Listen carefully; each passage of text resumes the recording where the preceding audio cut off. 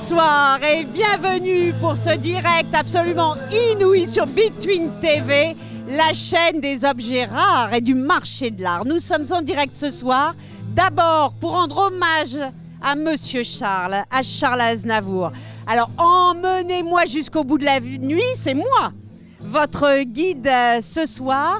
Nous allons traverser toutes les puces. Les puces, ce sont plein de marchés qui ont 100 ans et qui drainent chaque année 5 millions de touristes et de visiteurs venus de tous les horizons du globe.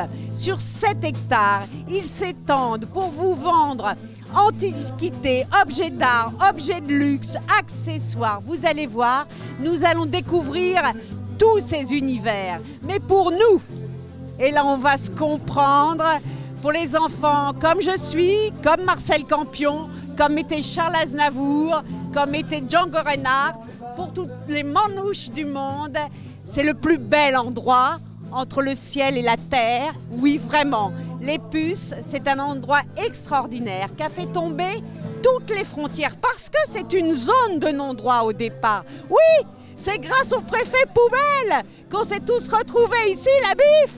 Eh bien oui, parce qu'on ne pouvait pas payer l'impôt, on était trop pauvres. Alors on nous a parqués ici et de fil en aiguille, on est devenus des gens particulièrement respectables et respectés. On s'est emparé des plus beaux trésors que nous livre l'histoire de l'art, l'histoire de l'architecture, l'histoire du mobilier et l'histoire des accessoires. Je ne vais pas être seule pour vous raconter cette magnifique histoire française que tous les pays nous envient et qu'aucun n'arrive à refaire. Mais personne au monde ne nous arrive à la cheville. Pour ce faire, je ne vais pas être seule. D'abord, ce que je veux vous dire, c'est que cette année, c'est l'année de la fête de l'Asie. L'Asie au sens très large. Alors nous allons visiter des Tibétains, des Japonais, des tissus, et puis des kimonos qui arrivent vraiment de partout. Mais pour ce faire, je vais être accompagnée de spécialistes de l'Antiquité, de spécialistes du marché de l'art et du mobilier que je vais retrouver. Un petit point sur Vernaison, mais pourquoi Sonia Dubois commence par Vernaison? Eh bien parce que Vernaison est de tous certainement. Alors, j'ai pas de préférence, moi. Je les aime tous pareil, mais ils ont tous quelque chose de spécifique. Vernaison, c'est le plus ancien. C'est probablement celui qui est resté dans son jus, mais sans aucun sens péjoratif. C'est celui qui a gardé une authenticité, une vérité, qui n'a pas cherché à faire dans le surplus. Bon. Il est resté ce petit marché par lequel on commence quand on est un véritable amateur d'antiquité, de petites vienneries, vous voyez, de vintage, c'est là qu'on passe. Et vous allez voir, chemin faisant, que vous allez retrouver des endroits que des tas de stars depuis des temps immémoriaux ont aimé. Moi, je suis très émue de passer ici, parce que quand je venais et que j'étais môme, il y avait un tout petit gars haut comme 3 pommes, qui était une superstar et qui passait sa vie ici, c'était Thierry Leluron. Eh ouais, c'est ici qu'il vivait tous ses week-ends. On continue tout de suite, on va récupérer chemin faisant Daniel. Bonsoir Daniel. Bonsoir. Daniel, dites-moi, vous êtes une des big stars de l'endroit. Oui, un peu. Alors racontez-moi ce que vous faites, pourquoi vous êtes à Vernaison, dites-moi tout de vous. Il y a très longtemps que je suis arrivée dans les années 17. 77, alors ça fait une petite quarantaine d'années. Voilà, dans le marché Vernaison, et puis on est bien. Ouais, on est très bien ici parce qu'on est entre nous. Entre nous, voilà. Ici, tous les mômes, voilà. On a peut-être un petit peu de mômes de par ici, vous voyez, plus que de par là. Oui, on est très bien. Alors, qu'est-ce que vous vendez? Moi, je vends surtout du meuble, des lustres, des pendules, un peu de tout. Et cette spécialité-là, vous êtes arrivé avec elle ou vous vous êtes spécialisé avec elle? Spécialisé ici, voilà. Comment ça marche? Est-ce que au départ, on se dit, on ne sait pas très bien ce qu'on va faire et puis... la mise de départ, mais pas la mise au sens économique, Non, non. la mise morale, qu'est-ce que c'est au départ? Ah, ben, on se met à faire déjà ce qui plaît, ce qui marche, et puis voilà, et on achète. Voilà, et on achète et on essaye de vendre.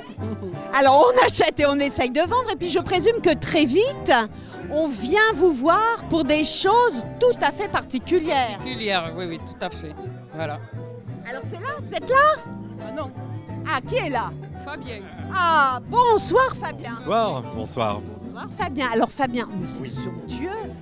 Vous aimez quoi, le style 50? Alors ça va des années 50 aux fins des années 60 et essentiellement mobilier scandinave, Suède ou Danemark.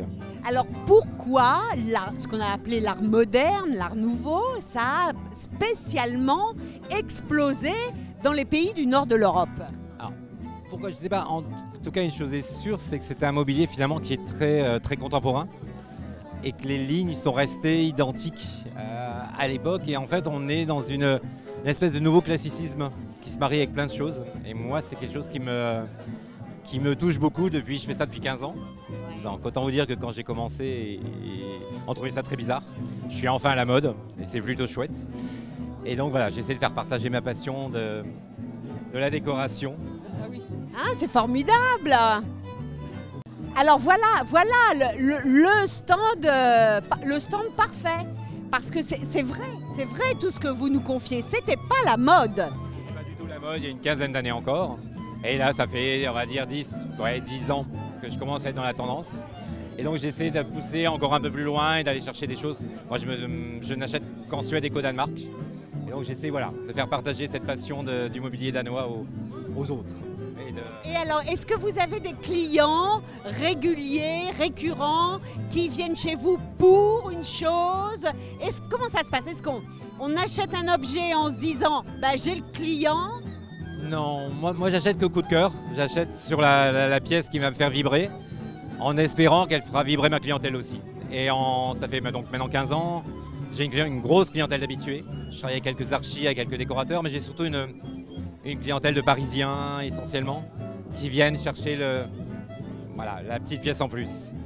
D'accord. Écoutez, on était ravis de vous voir dans ce bleu turquoise absolument magnifique. Vous savez que c'est la couleur des bougies suédoises. Absolument. C'est bien pour ça. Ah, parfait. Ah, c'est un beau marché. C'est un marché complet, divers, diversifié. Il est super.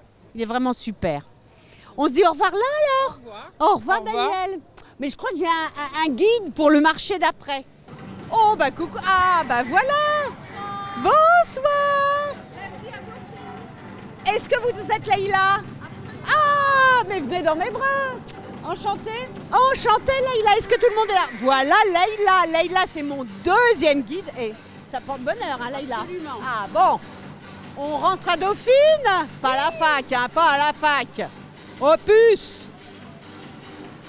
Bonsoir. Bienvenue à vous. Regardez. Merci beaucoup.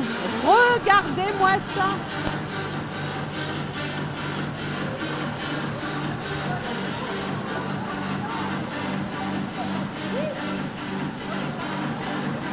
Bonne ambiance les enfants, bonne ambiance. Mais pas du tout. On ne l'est jamais trop. Alors Leïla, vous êtes à la tête d'un véritable chef-d'œuvre.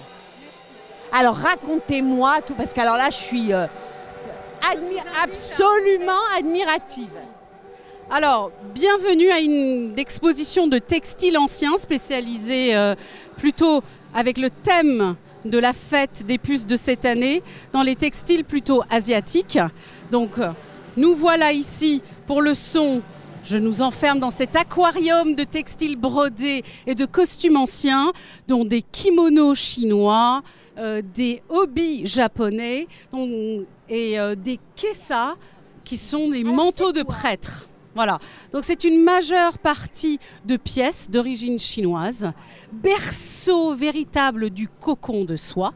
Oui, absolument. Voilà, toute cette histoire, cette légende, voilà, de la naissance. Donc moi, étant spécialisée en textile ancien, je ne pouvais pas passer à côté de cette civilisation magnifique. Est-ce que c'est votre formation? Vous êtes merveilleuse. Oui, c'est ma formation. J'ai ma formation, c'est le droit également, mais voilà. Donc la passion des textiles anciens, la passion du voyage, des costumes, de la fascination de cet objet qui peut parcourir, qui peut être plié, qui peut parcourir le monde entier, qui peut s'influencer, dont les techniques sont parfois extrêmement complexes, comme par exemple ces brochets ou ces broderies, voilà, m'impressionnent. Et vous avez aussi pour les accessoires ou pour chaque pièce des explications particulières, par exemple ces poupées. Alors, ces poupées sont-elles les répliques de modèles qui ont été faits? Après, est-ce que c'est, comme on a nous, vous savez, des petits... qu'est-ce que je peux vous dire? Des petits modèles, vous voyez, dans les ateliers? Alors, ces poupées-là, par exemple, ce sont des poupées qui sont vietnamiennes et chinoises. Ce qui m'intéressait, c'est de présenter ces vêtements qui sont brodés et vraiment quasiment à l'identique, avec les plastrons brodés, les pantalons, les jupes que je présente plus haut. Et je présente également certaines poupées japonaises qui sont plus contemporaines, qui sont des années 60 voire 70. Moins anciennes que vos... Absolument. Ici, d'accord, ok. Mais l'intérêt était de vous montrer la manière dont le kimono japonais était orné du fameux obi, c'est-à-dire de la ceinture, cette superbe ceinture de 4,50 m environ, etc., avec tout cet art traditionnel du nouage, etc., de la femme japonaise. Et pour faire écho au kimono et à cet ouvrage également, avec une présentation. Voilà, les patrons, absolument, mais c'est magnifique, on dirait des estampes. Mais ce sont des estampes. Ce sont absolument des estampes, oui. En fait, tout est art chez vous, Leïla. Les estampes des livres, les petits modèles, les petites poupées, et puis ces immenses pièces. Alors comment avez-vous eu vent de leur existence aux unes et aux autres, et comment ça revient en Europe? Alors depuis, disons, très longtemps, les Européens sont collectionneurs à la fois de textiles, de broderies ou de costumes anciens. Et n'oubliez pas l'importance également des corps diplomatiques, des échanges, de la vie de tous les jours, etc.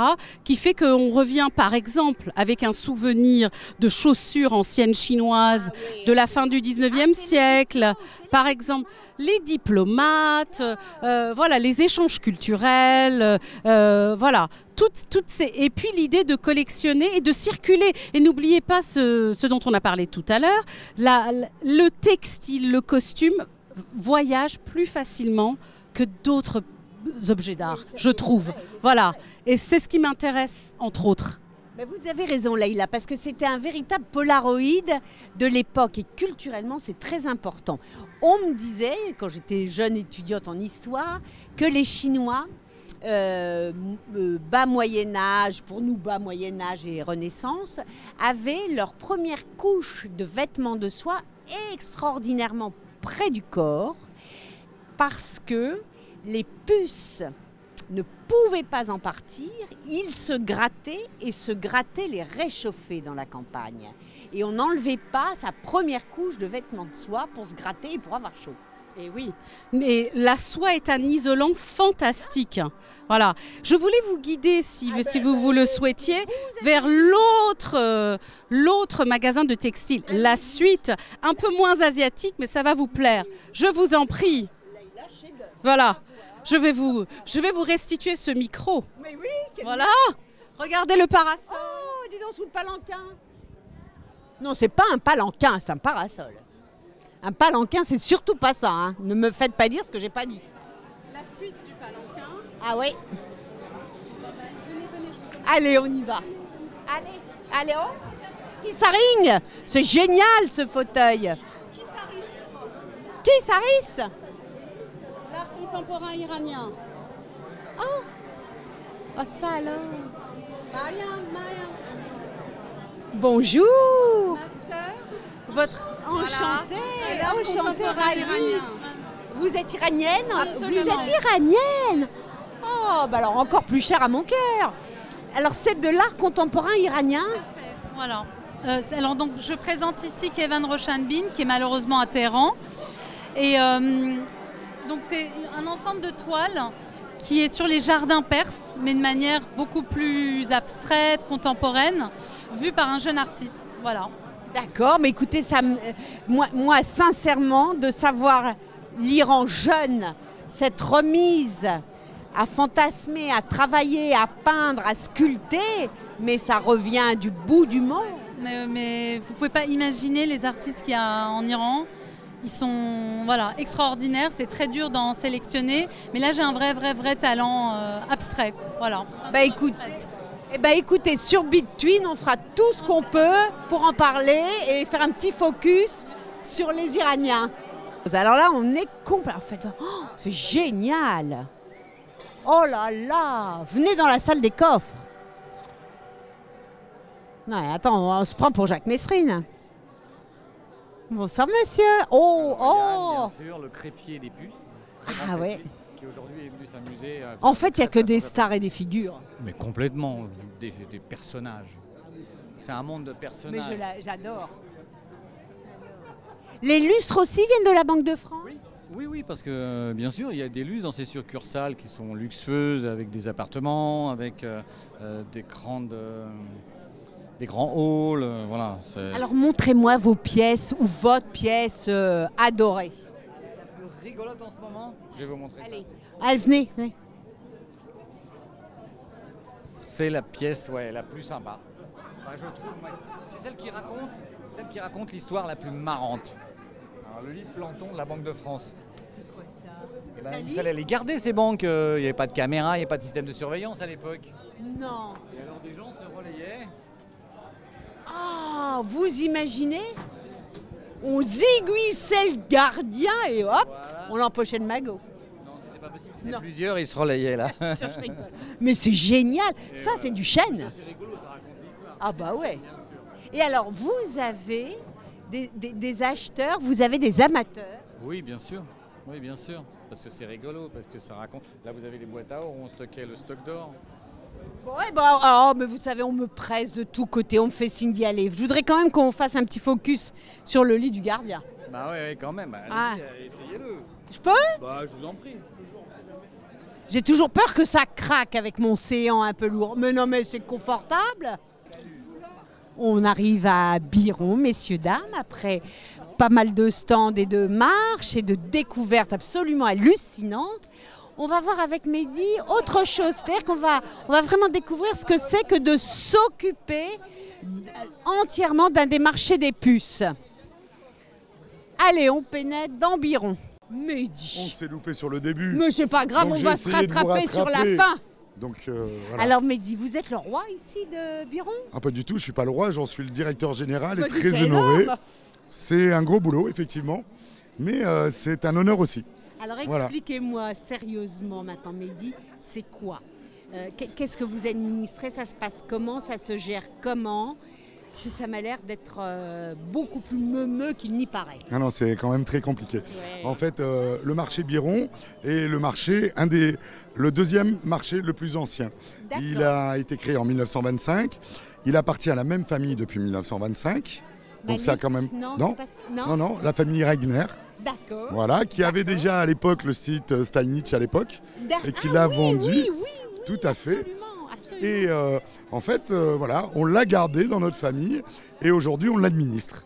Donc voilà. Le marché Biron étant le marché le plus prestigieux aujourd'hui en termes de qualité. C'est le vrai haut de gamme. On trouve à Biron des choses qu'on ne trouve nulle part ailleurs. Alors voilà, on plonge. Mais non, Pierre-Jean, mais non. Ma chérie, comment ça va? Divinement, mais regardez, mais alors tout le monde est là, vous connaissez? On se connaît très bien. Mais c'est une vieille copine. Tout à fait. Oh, écoutez, moi j'avais rien dit les filles, hein. Alors là, vraiment, Oh, Mehdi et moi, on va se fiancer avec Régine. C'est très platonique. C'est très platonique. J'espère quand même que je suis témoine. Il y a même Régine qui arrive là. Ah mais oui, que j'ai connu bébé. Mais oui. Non. Mais qu'est-ce que vous faites avec Sophie? Les antiquités, c'est Sonia. Mais oui, c'est Sonia. Enfin. Sonia. Eh voilà. Vous savez qu'on était en train de parler vachement sérieusement. Et oui, Et je vous laisse. Mais quand on Biron. arrive, Vous, bien sûr. quand on arrive, nous c'est la folie. Mais ouais. Ah, mais ça- C'est pour ça que ça marche aussi bien sur France 2. Mais oui, mais vous êtes des vrais stars, vous le savez ça. Pareil, c'est ce Vous que êtes des Drucker nous a dit. ça. influenceurs de tendance. Merveilleux. Bon, nous on revient à à nous, notre marché. ouais, à notre marché. Voilà. On a effectivement aujourd'hui, le marché Biron est vraiment le marché qui est le plus prestigieux en termes d'en équité. Je tiens aussi à préciser que on est aussi les puces de Paris-Saint-Ouen. On est le grenier du monde. Et ça, effectivement, ben non, c'est pas rien. Parce qu'en fait, on a une multitude de marchands. Ça représente 15 marchés Ouais. avec plus de 1500 marchands. Et c'est ce que je dis, c'est le grenier du monde. Ce qu'on trouve ici, on ne le trouve nulle part ailleurs. Donc c'est important que les gens, que ça soit à l'étranger, même les Parisiens, les banlieusards ou même en province, on a un lieu qui est unique. Et il faut que les gens viennent ici. Parce que c'est un univers, c'est quelque chose de magique, c'est magnifique. Quand on vient là, c'est quelque chose qu'on a dans les tripes tout le temps. C'est un vrai plaisir de se promener là. C'est vrai que c'est une drogue dure, les puces. Ah, c'est une drogue dure, je vous le rassure, je vous l'affirme. Je suis un des premiers acheteurs de mes marchands. J'adore ça. Donc là, je vais vous emmener chez un de mes amis. Mais vous les avez vus, ils ont 20 ans, alors il faut aller tout le temps très vite, révérend. Ah bah, là, oui, oui, oui. Nous, ça commence à être un peu dur. Mais voilà, aujourd'hui à Biron, vous avez une multitude de marchands qui sont effectivement... On a des anciens et on a des jeunes. Là, par exemple, on a Nicolas qui a un magasin. Nicolas Oui, il est devant nous, regardez. Bonjour Nicolas. bonsoir, c'est sublime. Un superbe magasin. Et Mais moi, les bras m'en tombent de beauté. Il fait du cabinet de curiosité, des choses très rares, très fines, des belles choses. Et on trouve tout ça dans Biron. Et c'est ce qui fait la particularité de Biron. Mais Alors, Biron, c'est la mémoire du monde, parce qu'un grenier, c'est une Nicolas, mémoire. Voilà. Et Nicolas, c'est l'avenir des marchands des puces. Voilà, c'est... bien sûr. Bonsoir. Quel âge, Nicolas? 35 ans. C'est génial. Voilà. Et vous êtes dans le business depuis longtemps? Moi, je suis né dans le business, oui, voilà. Alors ça, c'est un truc. Est-ce qu'il ne faut pas être un petit peu du milieu du métier? Est-ce que c'est pas maintenant des roulottes et des Beaucoup sont familles? du sérail. Ouais. Beaucoup sont du sérail, effectivement. On a quand même beaucoup de marchands qui, en fait, de père en fils. De père en fils ou de père en fille. Là, on va par exemple passer devant une galerie, qui est la galerie Ségura, où effectivement, ça travaille de père en fils et de père en fille. Voilà. Marc Ségura qui est là. Enchanté, avec son fils. bonsoir. Et on a bonsoir. Mademoiselle qui est de l'autre côté. Ah, Voilà. Donc c'est vraiment un esprit famille. C'est sublime. Et c'est important.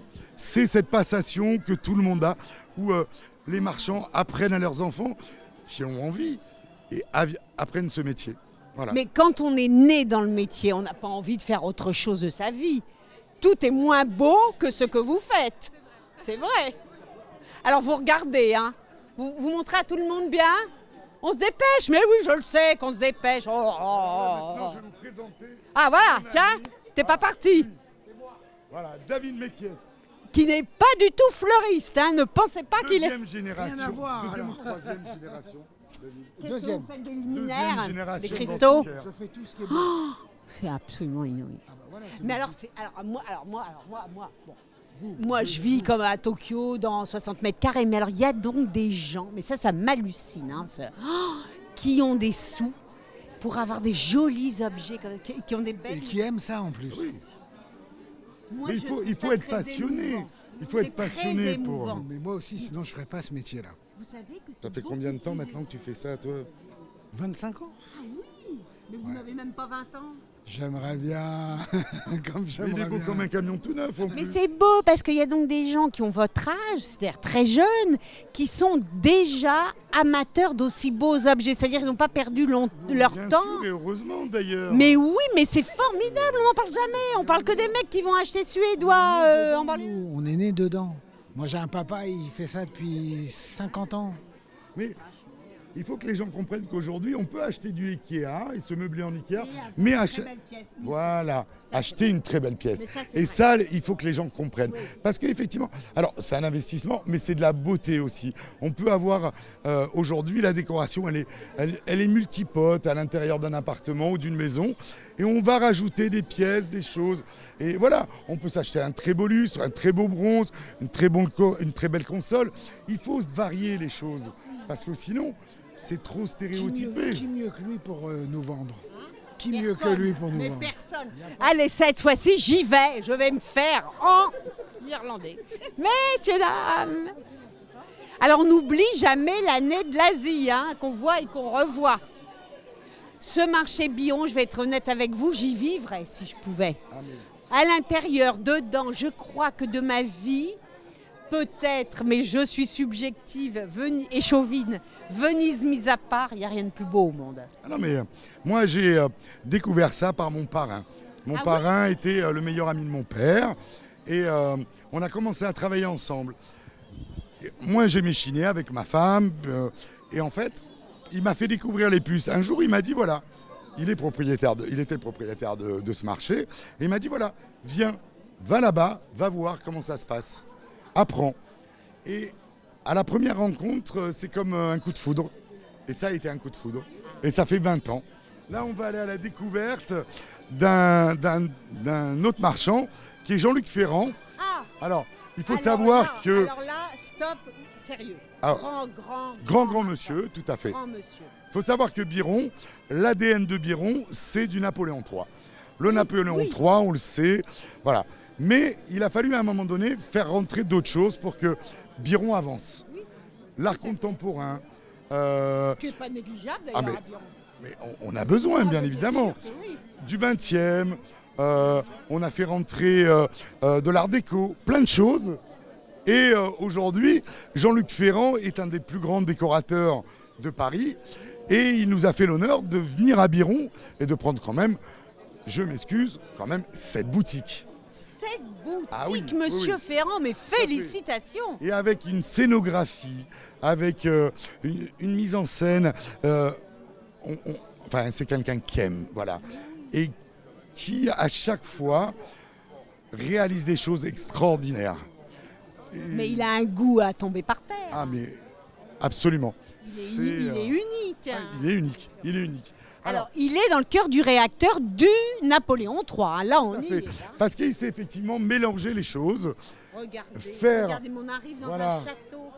Moi, j'adore quand je passe devant ces stands, voir cette scénographie, voir tous ces meubles et cette façon dont c'est décoré avec goût. Bonsoir. Bonsoir. Ça va? Quelle merveille, monsieur Ferrand. C'est gentil. Écoutez, Sonia, on a l'impression de rentrer dans une maison. Rentrons. Entrez dans la maison. Attention, tout casse. Et tout vaut. C'est sublime. Ça vous plaît? Mais c'est dément. Alors on a en fait deux univers, si je peux me permettre. On a cet univers. Voilà, ça embaume. Oui, c'est bon, ça sent, c'est les lys. Des céramiques, par exemple. Il y a deux univers. J'ai acheté des choses déjà tout à fait. Et c'est toujours une découverte. J'adore venir chez Jean-Luc. C'est un autre monde. On s'évade. Votre tête voyage. Mais parce que vraiment, Jean-Luc, vous avez tous vos confrères sont divins. Hein, et loin de moi l'idée de mettre en compétition qui que ce soit. Tout à fait. Chacun fait le métier avec son esprit, avec son goût. Et ce qui est intéressant, c'est que chaque marchand propose son univers. Voilà. Donc ça, c'est voilà. Force est de constater quand même que chez vous, on passe un cran. C'est-à-dire que tout est au-delà de la présentation. Il y a vraiment, on entre chez quelqu'un, on entre dans un rêve, on entre dans la passion. C'est effectivement ce qu'on cherche à faire, c'est de créer un univers et d'inviter en fait le visiteur à rentrer dans un rêve, à rentrer dans quelque chose de vraiment dans un espace intérieur. On fait de la décoration d'intérieur et de voyager à travers le temps. Et on voyage à travers. On peut se permettre. Oui, je vous en prie, avec plaisir. Oula, attention à la marche. Pardon, oui, attention à la La marche. marche, elle est. Oh là là, oh là là là. Moi, là, ce que j'aime on est beaucoup chez là. Jean-Luc, Moi, c'est ça. c'est Moi, italien. c'est ça, c'est italien. Oui, c'est mon C'est des pays. portes, c'est des portes italiennes. ce que en j'aime fait, beaucoup qui chez sont- Jean-Luc, Mon c'est grand-père peignait, moi, ça. on rentre chez lui et vous savez quoi? On a l'impression, on a envie de poser ses valises et de se dire, est chez soi. on est chez moi, je suis chez moi. Mais oui. Comme Et si c'est ah ouais. on avait rêvé un chez soi qui enfin existe. Bah écoutez, Je sais pas comment vous nous comprenez à c'est ce gentil. point-là, C'est vrai mais, que nous, ce qu'on cherche à faire, en fait, c'est de créer une harmonie. Voilà. Avec différents. Alors, on mélange beaucoup les meubles. On prend vraiment des meubles qui sont là. C'est un univers classique parce que c'est le thème de la boutique. Mais c'est vrai qu'on cherche à créer une harmonie générale et de faire que les gens se sentent chez eux. Voilà. Et c'est important, c'est très important en fait. Voilà, c'est très important. Jean-Luc Et il nous faut des- le fait très bien. On a en fait, Alors, il y a 3 boutiques ici, voilà, déjà, par on a exemple. 3 Il y a boutiques. 3 modules voilà, Ah, qui sont faites en une boutique. Oui. Et qui permettent d'avoir différentes salles et de présenter donc différentes ambiances. Voilà, en fait, Et en fait, différents. c'est comme si et vous traversez la rue et vous êtes encore ailleurs, mais chez Jean-Luc. Et ça, c'est magique. Ah oui, mais là, on est vraiment place Saint-Marc au bistrot. en fait. Oh bah écoutez, c'est merci de vos compliments. Ah, vous savez, il y a le Grand Prix de Rome et le Petit Prix de Venise. Et mon grand-père était, il faisait des stucs et des staffs. D'accord, oui, Et, oui, et oui. quand j'entre dans un univers comme celui-là, Ça vous parle tout de suite. Oui, oui, oui. inouï. C'est envoûtant. Ah oui, absolument. Bah, écoute, Alors, magique. Monsieur Ferrand, montrez-nous votre pièce. Alors nous, on avait envie ce soir de vous présenter cette armoire. Oh, je peux me permettre, Oui, je oui, fais bien le sûr. tour avec vous. En fait. Oui, bien sûr, faites le tour. Parce qu'en fait, cette armoire, bon, au-delà du fait qu'elle soit très très décorative, elle est vraiment caractéristique d'une période de l'histoire du mobilier français, en fait, D'accord. qui est ce qu'on appelle le japonisme. En fait, cette période-là, c'est vraiment l'engouement pour tout ce qui vient du Japon, et c'est une période qui finalement est au dernier quart du 19e siècle. Voilà. D'accord. Tout ce Alors, qui va avec l'orientalisme. Tout d'ailleurs, ce qu'on appelle après- aussi de façon, oui, l'orientalisme. Après, d'ailleurs, un peu Exactement. après l'orientalisme. Enfin, l'intérêt pour le Japon n'a pas commencé en fait au 19e, parce qu'en fait l'intérêt pour le Japon, ça démarre au 16e siècle avec la Compagnie des Indes néerlandaise des Indes orientales. Donc mais ça existe en fait dans des proportions parce que en fait le Japon est un pays, ce qu'il faut bien comprendre, c'est que le Japon c'est un pays qui est assez fermé à l'époque et qui est, alors certains dignitaires, certaines personnes, des comment s'appelle des diplomates, des religieux vont aller au Japon, mais disons que l'entrée au Japon est très contrôlée en fait. Et la circulation au Japon ne se fait pas facilement. Donc ces gens-là vont rapporter en fait du Japon des petites pièces de porcelaine, des petites tables, des objets en lac. Et petit à petit, il va y avoir un espèce d'engouement parce qu'ils vont montrer ça en rentrant en France à leur relation. Et c'est très exotique. Et les gens, en fait, les amis, donc, admirent ces pièces-là. Et petit à petit, en fait, mais ce qui se passe au 19e, ce qu'il faut bien comprendre, c'est que uniquement à la fin du 19e, le Japon, c'est en 1868, avec l'exposition universelle, le premier pavillon japonais, en fait, est fait à cette époque-là, et qu'à cette époque-là, le Japon s'ouvre au commerce international. Et du coup, en fait, la destination du Japon n'est plus consacrée uniquement, en fait, à une petite élite, mais elle s'ouvre de plus en plus au public. Exactement. Et en fait, comment à l'intérieur? Elle est comment? alors là, Je vous dis- toute simple. Elle est toute Ce qui simple. est intéressant de voir, c'est en quoi, en fait, cette... Elle est en quoi? Alors, oui.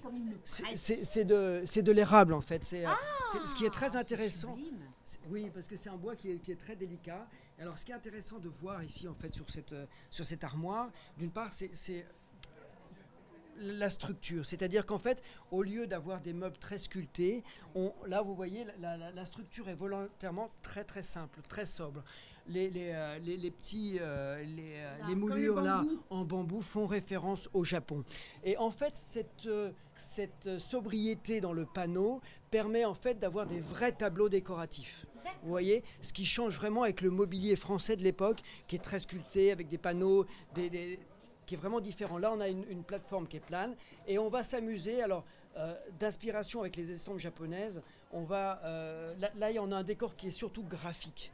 Et ce qui est intéressant aussi, en fait, c'est de voir ce qui est intéressant, oui, c'est de voir que les techniques employées, c'est une technique de la laque. Donc, c'est vraiment un travail, une technique symbolique du Japon, en fait, très spécifique. Et en fait, là, par contre, la laque, elle va être détournée et elle va être non pas mise sur un fond de laque, mais sur un fond de bois, d'érable moucheté. Ce qui donne quelque chose d'assez subtil et d'assez joli. Absolument merveilleux. Alors, il me presse, je suis Après, obligée je d'y aller, suis- Monsieur Ferrand. C'est affreux. Affreux. Ouais, c'est affreux. Il me presse trop. Bon, bah, écoutez, Mais en tout cas, merci de votre visite. je crois que c'est renversant chez vous. C'est gentil. je vous Mais remercie. vraiment du fond du cœur. Merci. À Bah, écoutez, bientôt, merci. j'espère. Et Bonne, sur euh, Between, ce serait encore mieux. Je vous Ça, c'est embrasse, important. Mehdi, parce que vous êtes à la tête d'un trésor. Merci. Merci. Ah bah vous pouvez. À bientôt. Vous pouvez. Oh, vous voilà. Bonjour. Alors attendez, je quitte Biron et j'arrive à À Paul Berserpet, Paul qui Berserpet. est juste un petit peu plus bas. Bonne continuation. Bisous. Et Paul Berserpet est un excellent marché. Mais oui. Mais en fait, il faut, voilà, on a tous besoin des uns des Mais autres. évidemment. Les puces de Paris-Saint-Ouen sont un pôle extraordinaire avec plus de 1500 marchands et il faut en fait que les gens redécouvrent cet endroit. Voilà. Absolument. Allez, je lui emboîte le Allez. pas. Merci Allez, on y d'être va, passé, à plus monsieur. tard. À plus tard, Mehdi. Allons-y. Alors, Paul Berserpet, racontez-moi tout de Paul Berserpet. Alors Paul Berserpet, c'est le plus grand marché d'antiquités en dur du monde, qui compte 420 stands. Oh la Et 420 stands exactement. Avec une proposition extrêmement variée, c'est-à-dire allant de vraiment la brocante Ouais. à certains marchands qui vendent même du mobilier d'envergure muséale, qui vendent directement à des musées. Ah oui, d'accord. Voilà. Donc c'est très haut de gamme. Exactement. Nous sommes vraiment un marché haut de gamme. Allez-y, je vous en prie. Donc vous avez Serpette, mais c'est donc Serpette qui est le marché couvert, qui est entouré de Paul Bert. Donc c'est vraiment une seule et même entité, c'est D'accord. Paul Bert Serpette. D'accord, ok. Et vous avez un Mehdi, c'est-à-dire quelqu'un qui est... Tout à fait. La directrice du marché s'appelle Stéphanie Duplex. D'accord. Voilà. Et c'est la directrice du marché. Tout fonctionne à peu près de la même façon dans les marchés. Oui, tout fonctionne à peu près de la même façon. Ben on rentre chez vous, on rentre chez madame. On rentre chez Clara Lardé. Alors, Clara Lardé, ce sont aussi et surtout des bijoux. Alors, oui, et je pense va qu'elle me vous en dire. parlait Ah, elle va beaucoup me le- mieux que moi. Elle va me le dire. Oh, regardez, c'est un petit vison. Oh là là, c'est une merveille. Oh là là, c'est beau. Ah oui, c'est mignon. Que c'est beau. Oh, j'adore. C'est fou. Hein. Moi, j'ai connu ma mamie qui avait la chance d'être très jeune, comme ça. Ah, bah absolument. Ah oui, c'est vrai, j'ai les photos. Non, il n'y avait pas de prêt-à-porter. Absolument. Alors, montrez-moi vos bijoux, parce que vous avez des bijoux inouïs. Alors, qu'est-ce que j'ai en bijoux? J'ai du Lanvin des années 70, pièce Lanvin. Lanvin émaillé. Ça, c'est Givenchy, début 80. Mon favori, quand même, c'est Saint-Laurent, Loulou de la Falaise. Ça, c'est Oscar de la Renta, moins connu, mais c'est un designer américain. Mais Moins connu, nous, ici, de ce côté-ci de l'Atlantique. Mais Voilà. c'est énorme, Oscar de la Renta. Ça, j'adore. Il a failli se marier avec Grace Kelly, je crois. C'est vrai? Ah bah ça, je savais pas. Et Chanel, évidemment, incontournable. Hermès. C'est pas un Kelly. Alors tout le monde fait l'erreur, c'est un Guy Laroche. Non. Si. Guy Laroche. Et je n'invente rien, il est signé lettre d'or à l'intérieur. Il est des années 60, mais en fait, quand vous le regardez de près, vous voyez que c'est pas un Kelly. Il y a des petites différences, même l'intérieur, il y a le petit porte-monnaie incorporé, mais ça reste quand même du Crocoporosus. Hein. C'est Centré, Afrique, sublime. bijouterie plaquée or. Non, il est superbe. Alors, Guy Laroche, si vous vous en souvenez pas, mais c'est pas possible de ne pas se souvenir, c'est évidemment la robe de Mireille d'Arc dans le grand blond. Pardon. Va moins bien à moi. Qui m'a jamais allé. Ce n'est pas de chute de rein. c'est stupide. Ah bah ça, elle restera dans les annales, cette robe. Elle était magnifique, magnifique. Mais ça m'étonne d'ailleurs que ce soit Guy Laroche qui... Moi, je l'ai découvert il y a des années de ça, mais j'étais très étonnée parce qu'il a fait des choses quand même plutôt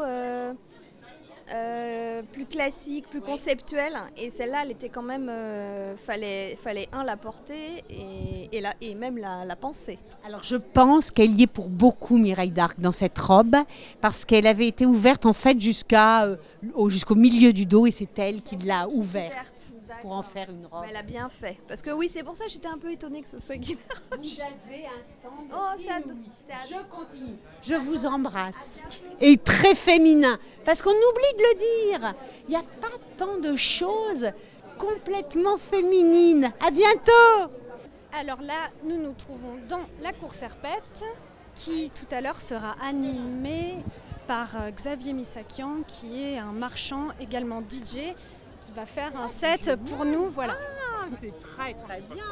Mais dites-moi, ma cocotte, c'est pas ce lieu qui avait été refait il y a quelque temps, qui est devenu un spot hyper branché par Stark? Tout à fait, exactement. Toute la décoration a été faite par Philippe Stark. Voilà, et alors, ou l'histoire raconte que, mais le connaissant, je pense que c'est absolument vrai, piocher, trouver tous ces objets de déco dans les marchés. Vous êtes extrêmement bien informés. Attendez, j'ai Mathilde et j'ai mes fiches. Non. Oui, exactement. Vous pouvez trouver chez ma cocotte beaucoup d'objets qui proviennent de chez les marchands directement. Bon, je pense qu'on peut faire un petit arrêt quand on vient. Faut pas se priver non plus. Exactement, c'est un endroit qui est tout à fait agréable. Vous pouvez y passer du temps en terrasse. C'est pas somptueusement beau, Serpette. Mais bien sûr, c'est magnifique. C'est un endroit magique. Oui, c'est magique.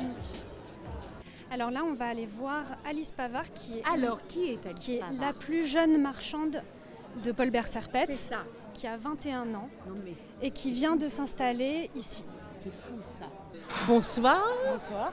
Enchantée, mais alors quel talent vous avez? Voilà, c'est mon premier jour d'ouverture et donc voilà. Mais ça se fête. Bah oui, voilà, c'est la fête des puces. Tout le monde fait la fête ici, non? C'est la plus jeune, elle a 20 ans.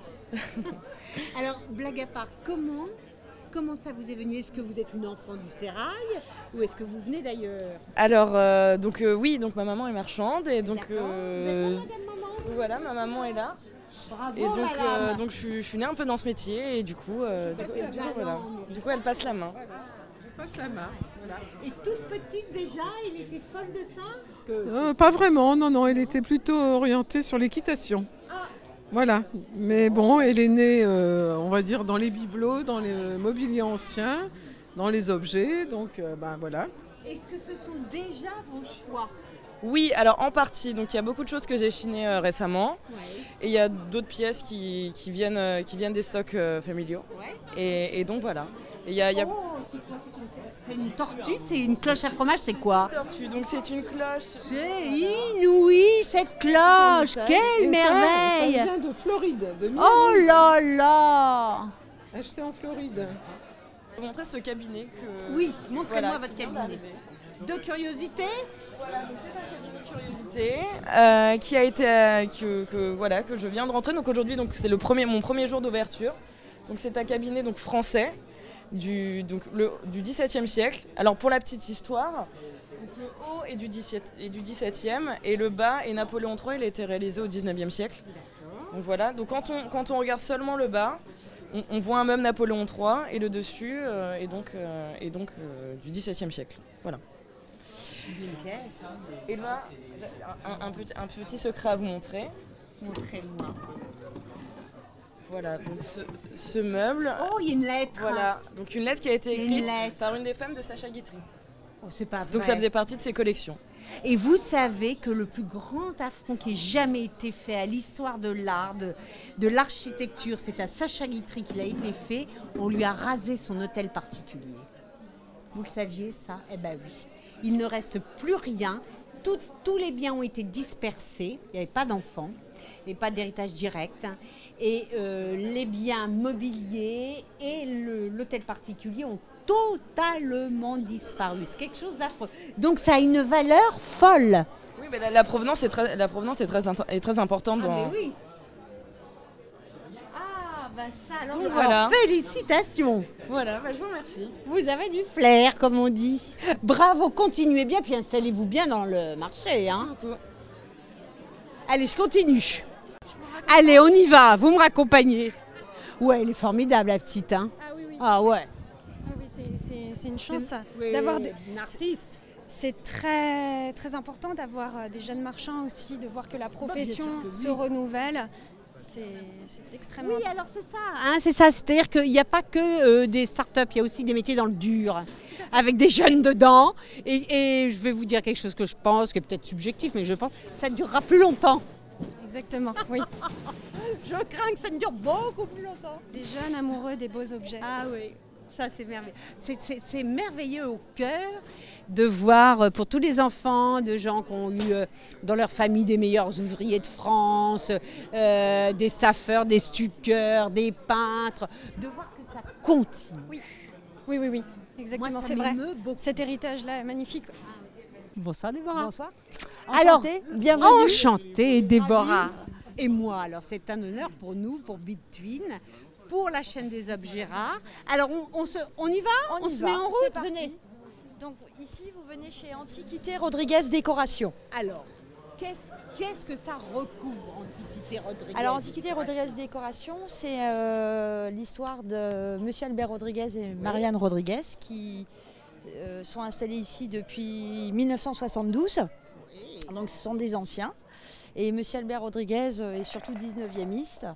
Et pour la fête ce soir, on a mis en valeur certains artistes et certaines périodes que si vous le souhaitez, je peux vous emmener faire une petite bien balade. sûr, mais je le souhaite. Plus que souhaité. Oh, ben, vous savez, on a des gens très maladroits. On a fait un petit chemin. C'est pas des gens de c'est chez rien, nous. c'est rien, c'est des petites bougies, c'est rien du tout.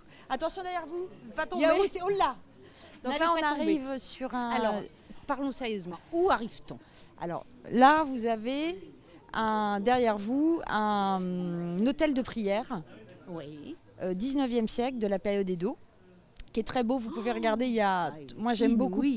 Magnifique. Personnellement, j'aime beaucoup le haut. Si vous voulez, Venez. attention à l'eau, pas tomber, et surtout au lustre. Ouais, on passe de côté, comme ça on n'abime rien. Enfin, on tente de ne C'est rien pour vous, j'ai abîmer. pas envie que vous tombiez. Non, non. Il y a le ciel ici. Vous voyez, des nuages avec des dragons entremêlés. Ça, c'est vraiment rare et vraiment très très joli. Très fin de sculpture. Vous avez les Bouddhas, donc le Bouddha Adama et les deux autres Bouddhas qui sont en phase d'éveil. Comme nous sommes en phase d'éveil. À cette heure-ci. Nous, on est increvables. Et là, vous avez un lustre du 19e siècle qui représente très bien la période néo-gothique avec ces dragons, avec cette magnifique queue entremêlée, très nerveux, très dynamique autour des branches. Pays d'origine, vous savez? France. France. Voilà, français. Sublime. Japon, français. Et le petit bassin. Et puis là, Alors, le petit bassin, que c'est nous avons fait nous-mêmes. Ah oui, c'est très ça, joli hein. avec des petites bougies. La petite banquette de l'artiste Viardot, un artiste important du 19e siècle. Donc c'est toute l'époque du japonisme de la seconde moitié du 19e siècle. Soit d'origine? Soit non, pas d'origine, mais pas d'origine, très belle, mais hein. très belle Ouais, soie, ouais, tout très, à fait, très belle. très élégant. Si vous Oui, voulez, très. on peut aller par là. Allons-y. Je vous suis, je On suis y va. émerveillée. Eh ben, ça me fait Ébahie. plaisir. Écoutez, il y a beaucoup de beaux endroits dans les puces, mais ici, c'est autre chose. Ça me fait plaisir, Ah, merci c'est- beaucoup. on est vraiment ça nous touche beaucoup. Ailleurs encore. Ah bah c'est très gentil. C'est vraiment Monsieur Albert Rodriguez, c'est vraiment un homme de passion, c'est-à-dire que quand il choisit un objet, c'est tout d'abord un coup de cœur. Un coup de cœur. Et c'est vrai qu'il y a, au-delà du coup de cœur, il y a la culture, la connaissance de l'objet, etc. Et c'est un vrai passionné. Et c'est vrai que moi j'ai beaucoup de chance de travailler pour ce monsieur parce que c'est un réel passionné et qui va vraiment en profondeur dans les objets. Donc là, je vais vous faire Il n'y a aucun choix par hasard. Hein. Vous avez vu les meubles absolument colossaux. On voit tout, hein. On voit tout. Là, vous avez des vitraux, des vitraux, là là. Oh, mon Dieu. Guy Lartigue. C'est notre alarme. Guy Lartigue, qui est un créateur de fontaine, le fils de Guy Lartigue, est ici. Bonsoir. On a beaucoup de chance Bonsoir, d'avoir le fils enchantée. de Guy Lartigue avec nous. Mais dites, c'est somptueusement beau. C'est gentil, c'est gentil, c'est très bien pour lui que vous appréciez ces sculptures. Donc c'est un sculpteur qui... alors, qu'est-ce que je vous raconte? Mais dites-moi qui il était, ce qu'il a sculpté. Alors, il est toujours... Pourquoi ça? Alors, il est toujours... Donc, On en il parle est toujours. présent. Il a eu une époque où un succès incroyable, 3 ans de commandes Non-stop. en avance, voilà. Et le prince régnier est tombé amoureux de son art. Et il décide de faire un hommage à sa femme, Grace Kelly. Et donc cette fontaine s'appelle Hommage à la princesse Grace Kelly. Cette fontaine, est-ce qu'elle a été à Monte-Carlo? Alors c'est la maquette de celle qui est à Monaco actuellement en train de fonctionner. Et c'est une maquette qui est au 1/10. C'était une maquette nécessaire. Elle fait partie d'une série de prototypes pour réaliser la maquette La Fontaine à Monaco. Dans le jardin de la princesse? Alors c'est plage du Larvoto. Donc elle donne sur la plage. Elle est accoudée à la salle des fêtes et à côté du rocher. C'est un modèle de 69, c'est une pièce exceptionnelle, c'est une chance incroyable de l'avoir aujourd'hui tournée. Elle est parfaite et elle est le modèle réduit de celle qui existe à Plage du Larvoto. Bien sûr, vous pouvez regarder. Ah, mais voilà Très très beau, vous voyez, ça c'est la grandeur nature. Et en fait c'est en deux, si tu m'as bien expliqué, Brice, c'est en 2 modules. Alors pour les gens qui connaissent Monaco, on va retrouver donc le buffet d'eau 17 tonnes de bronze. Avec ses 4 pompes, c'est un buffet d'eau, c'est un feu d'artifice de mélange de sculpture bronze et d'eau. Et là vous avez la maquette qui est beaucoup plus intéressante finalement puisqu'elle tourne.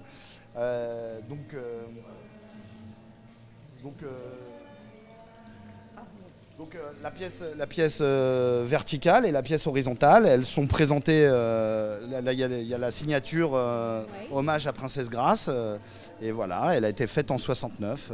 Ce sont des nénuphars. C'est très organique, c'est très, c'est le jeté de bronze. C'est un mélange d'eau et de métal. Mon père a du talent, je respecte son œuvre, et c'est pour ça qu'aujourd'hui je l'aide à amener ces pièces. Alors c'est fait où? Oui, ça va très très bien avec ce... C'est quoi, c'est un paravent, c'est quoi? C'est inouï ça? De Louradour, qui est un artiste qui a été oublié. C'est toute l'époque de Cocteau. D'ailleurs, il a fait une exposition au Grand Palais avec Cocteau. Et c'est l'un des plus grands scénographes de théâtre, d'opéra, de cinéma. Il a illustré des livres.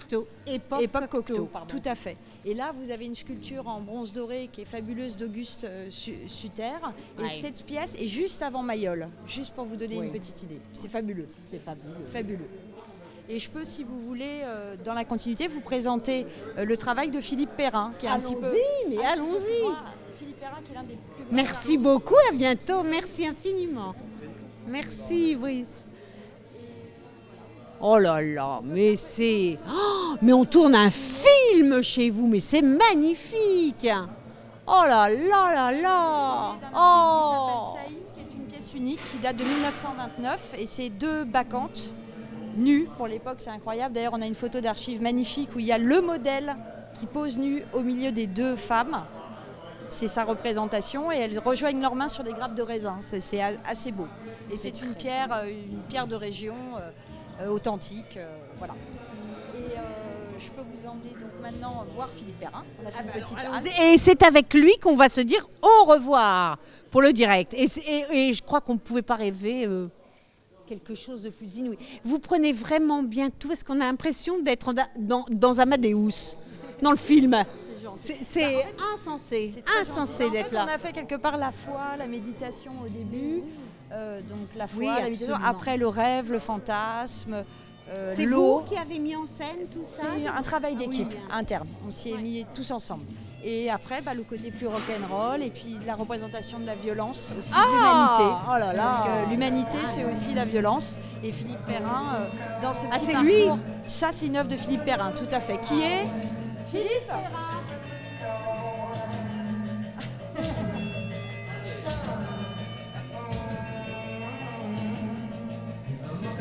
Inouï. Inouï.